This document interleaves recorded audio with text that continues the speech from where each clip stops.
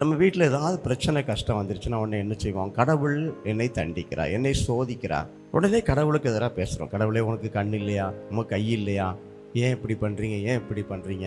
அப்படி தான் சொல்கிறோம். இப்போ விவிலியம் முழுவதும் என்ன பார்க்குறோம்? அதில் குறிப்பாக யாக்கோபு என்ன சொல்கிறார்? கடவுள் யாரையும் சோதிப்பதில்லை. நம்ம ஈஸியாக கேட்டுருதோம். புனித 2ஆம் ஜான் பால் சொல்கிறாரு, பெத்த பிள்ளை ஒரு அப்பாவை சந்தேகப்படும் போது அந்த அப்பாவுக்கு எவ்வளோ வேதனை இருக்கும். அதே போல் தான் நம்முடைய வானக தந்தை விவரிக்க முடியாத, கற்பனைக்கு எட்டாத, சொல் வடிவம் பெறாத வேதனையால் துன்புறுகிறார்.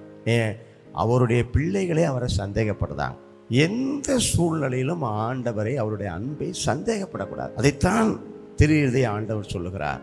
அவருடைய இதயத்தை காண்பித்து சொல்லுகிறார், உனக்காக பற்றி எரிகிற இதயம், உனக்காக உன்னுடைய செயல்களால், நீ செய்யக்கூடிய கொடுமைகளால் முள்முடியாய் சூட்டப்பட்டிருக்கிற இதயம்.